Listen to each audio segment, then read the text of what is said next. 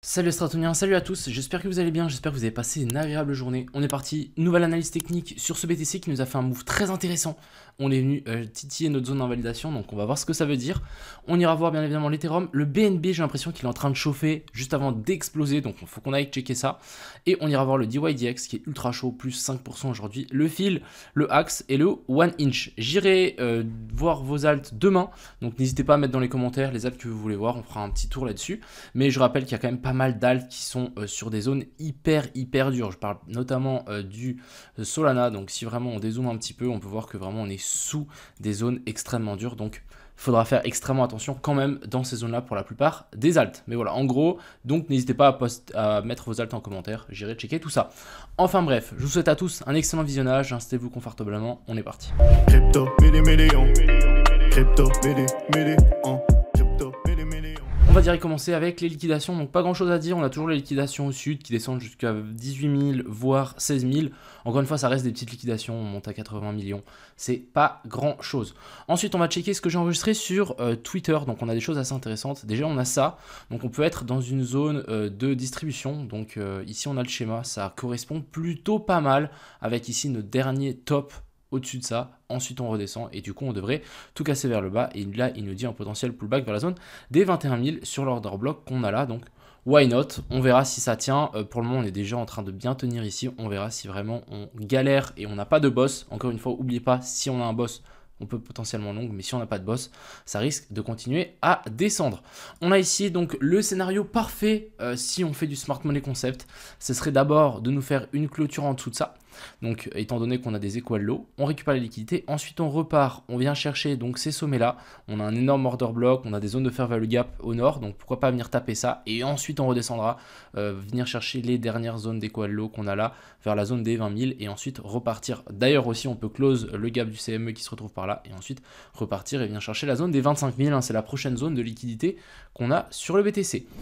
On va suivre ça, on verra si ça se passe ou pas, mais d'abord retournons à nos petits graphiques et on va voir ce qui s'est passé durant cette nuit. Donc déjà, ne l'oubliez pas, on a fait un COS et un COS, notre invalidation elle est là, il nous faut une clôture en dessous de cette zone là pour vraiment nous dire qu'on est baissier. Finalement c'est pas ce qu'on est venu faire, on est juste venu faire une petite touchette. J'ai partagé ce matin un petit graphique sur le Telegram, pas sur Twitter, parce que je voulais juste le partager sur les gens qui ont sur le Telegram. En gros, on avait ça, donc en 4 heures. Si on dézoome un petit peu, en fait, ici, c'est pas forcément un COS, vu que bah, la mèche, on est revenu clôturer en dessous donc, de ce top-là. Par contre, ici, oui. Là, clairement, on est bien venu faire des clôtures au-dessus de ça. Donc, ici, en 4 heures, la tendance est de nouveau tout le temps haussière. Et ce que j'ai simplement fait, c'est j'ai tiré un Fibo donc, par rapport à ce point haut et à ce point bas.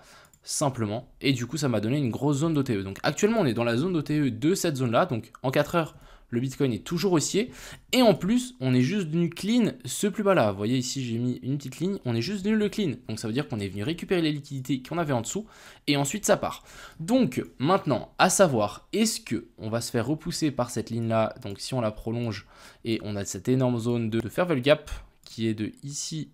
Alors attendez, si je prends bien mon rectangle, depuis ici à ici, toute cette zone-là, c'est clair qu'on va avoir du mal à passer dedans. De plus, on a, pourquoi pas, ici un boss. Donc je sais, je vais vous le montrer directement sur Twitter, mais en gros, il y a des gens qui nous ont montré que ici, voilà.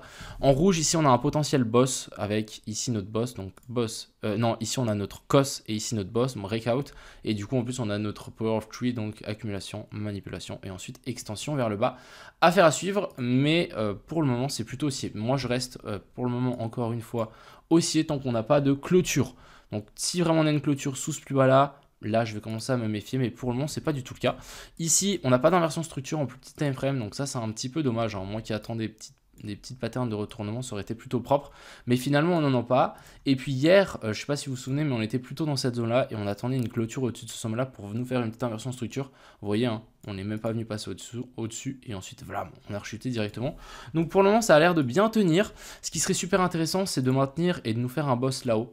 Donc ce serait vraiment faire une clôture au-dessus de la zone des 23 300 et ensuite on va pouvoir se dire ok, on a fait une clôture au-dessus de ça, maintenant on peut largement corriger, venir chercher pourquoi pas la zone de fair value gap qu'on vient de laisser là, et ensuite repartir. Et là, on pourra avoir une super entrée pour venir chercher la zone des 25 000, clairement. Mais pour le moment, je ne vais pas parler de scénario baissier parce que c'est pas le cas. On n'a pas de clôture. Dès qu'on a une clôture, dès qu'on a un MSB ou un boss, là les gars, je passe full baissier. Bah, full baissier, ce serait au moins chercher la zone des 20 000. On va continuer à parler donc de notre Ethereum. Donc ici, je rappelle qu'on a une autre cause, donc la continuation de la structure qui était haussière est toujours haussière. Mis à part ça, que hier ici, on est venu faire quand même une clôture au-dessus de là pour ensuite redescendre sur ces niveaux-là, ça a tenu. On est venu récupérer donc toute la liquidité qu'il y avait de ici à ici, donc ça c'est plutôt une bonne chose. Pas de clôture, encore une fois très important, pas de clôture sous cette zone-là, et là on est en train de récupérer. Donc pour le moment, l'Ethereum est beaucoup moins bullish en tout cas que le BTC, mais voilà, maintenant ce qu'il faudrait pour l'Ethereum, c'est une clôture au-dessus de cette zone-là pour vraiment nous valider notre boss. Donc je vais juste vous le noter. Si on arrive à valider ça, ça pourrait être très très bien et du coup on pourra clairement potentiellement après avoir une correction et ensuite on pourra largement repartir plus haut. Je vais enlever ça parce que ça on a juste traversé comme dans du beurre et là on pourra avoir quelque chose de cool, mais pour le moment pas du tout le cas. Ensuite du côté du BNB, donc le BNB on est revenu s'appuyer donc sur la trendline ici long terme, donc ça c'est quelque chose de très très bien. Donc alors, attendez, cette trendline, j'ai dû la tirer, je sais pas comment. Ouais, je l'ai tirée comme ça. En gros, je pense que je peux même l'aligner ici. On a une jolie petite trendline sur laquelle ici, le BNB, il fait que grimper. On a un petit joli support. Et hier, bon, on a eu une énorme chute. Malheureusement, on n'est toujours pas venu faire un nouveau plus haut. Donc là, c'est toujours compliqué, hein. On a toujours notre cosse ici, continuation de la structure haussière avec le magnifique pullback qu'on a eu là. Sauf que là, on n'en a toujours pas. Donc maintenant, est-ce que on va réussir à venir chercher un nouveau sommet? Je pense que oui, parce que regardez-moi ça. Je vais juste enlever ça parce que moi, oh, bah, mince. J'avais mis cette petite alerte parce que je voulais rentrer sur le BNB juste un petit peu en dessous. Mais vous voyez, ici, on a bel et bien fait notre boss. Donc ici, on a un joli petit breakout de la structure qui était baissière. Hop, on valide, on vient chercher un petit peu plus bas et ensuite on repart. Magnifique, rien à dire. Moi, je m'attendais à ce qu'on vienne chercher un petit peu plus bas. Vous voyez qu'ici, on a une zone d'order block. On a une petite zone de fair value gap. Je me suis dit, allez, on peut peut-être chercher encore un petit peu plus bas, mais finalement, non. On récupère juste ça et ensuite on part. Pourquoi pas? Mais en tout cas, ici, le BNB plutôt haussier. Ça vaut plus la peine d'investir un petit peu dessus. Surtout si on passe en daily. Regardez-moi ce qu'on est en train de faire ici. Juste l'impression qu'on est en train de recharger l'essence dans une fusée. Je ne sais même pas s'il y a de l'essence dans une fusée. Du kérosène ou du... Ouais, ça doit être, je ne sais pas quel type d'essence qu'il y a dedans. Enfin bref. Donc ici, on est vraiment en train de recharger. Et après, on pourra largement, à mon avis, partir. En tout cas, target cette mèche, donc vers la zone des 400 $. Passons sur le SP500 qui vient d'ouvrir. Donc ici, alors le SP500, à mon avis, on est toujours dans cette petite tendance haussière.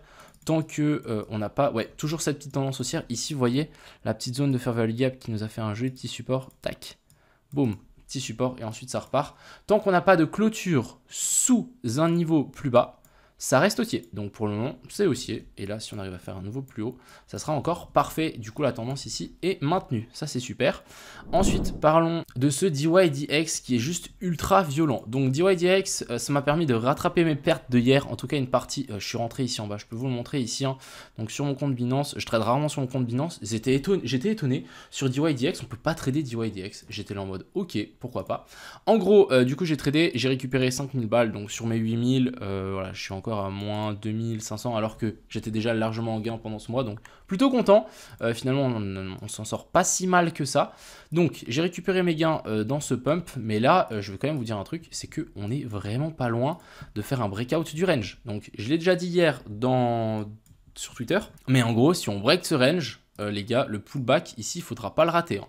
Il faudra clairement pas le rater. En tout cas, moi, je ne veux pas le rater. Là, c'est sûr et certain, je ne vais pas le rater. J'ai aussi analysé donc DYDX contre le BTC, juste pour qu'on puisse avoir un peu un point de vue d'ensemble. Mais voilà, encore une fois, ici, c'est extrêmement bullish. On est venu se réappuyer, même pas sur la zone 0,68, hein, et là, on repart directement. Donc là, rien à dire. La chart est toujours autant bullish, donc je vois pas pourquoi on viendrait pas tout péter vers le haut, hein. Là, je pense que c'est qu'une question de temps avant qu'on casse le range au nord. Ensuite, on a le fil. Donc le fil, très intéressant ce qu'on est venu faire. On est venu chercher un petit peu plus bas. Je me suis pris mon stop loss d'ailleurs sur le copy trading, donc ça c'est un petit peu dommage. Mais en gros, on est venu chercher plus bas que la zone d'order block et là on réintègre. Donc si on zoome un petit peu, ce qui est assez intéressant, c'est que maintenant on a eu notre petit boss qui s'est formé ici. Hop, donc vous voyez qu'on a eu un petit boss, donc on a eu un nouveau plus haut. Hop, maintenant ce qu'il nous faudrait pour vraiment valider cette structure, ce serait un boss sur ces niveaux-là. Donc vous voyez qu'ici on a une petite zone d'équal high. Ce qu'il nous faudrait, c'est une vraie clôture au-dessus de cette zone-là. Et une fois qu'on aura ça, là on va pouvoir rentrer en matière sur le fil et potentiellement longue dans la zone de Favorable Gap qu'on a laissé là, ici en 1 heure, je pense qu'en 2 heures et en 1 heure. Vous voyez ici, ça c'est notre zone parfaite pour entrer si vraiment on a une clôture au-dessus de ça. Et si on a une clôture au-dessus de ça, ça pourrait être très très nice pour nous parce que là, on va sans doute pouvoir avoir un magnifique setup.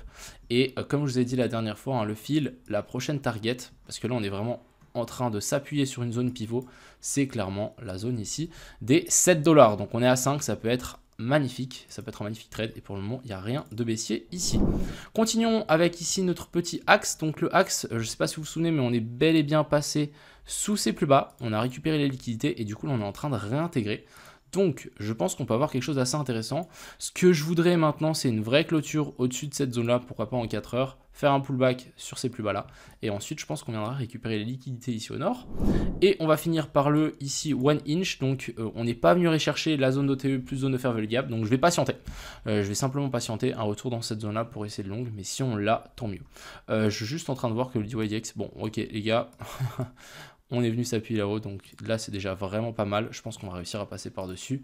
C'est extrêmement violent. Hein. Depuis qu'ils ont annulé la libération de tous les tokens qui allaient être libérés sur le marché qui étaient par ici, on a vraiment une explosion de ce coin. Et encore une fois, hein, je vous l'avais dit, mais il faisait partie des 3 crypto-monnaies que j'avais achetées ici. Je ne sais pas si vous vous souvenez, mais c'était vraiment pour moi un gros potentiel. Je rappelle qu'on est à 2 $. Son ATH est à 30. Donc ouais, on peut vraiment, je pense, rêver avec ce coin.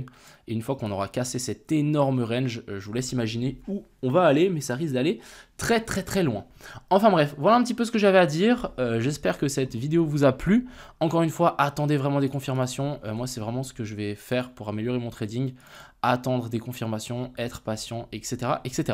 Enfin bref, je vous souhaite à tous une agréable soirée. Profitez bien, c'était Crypto Millions. À plus.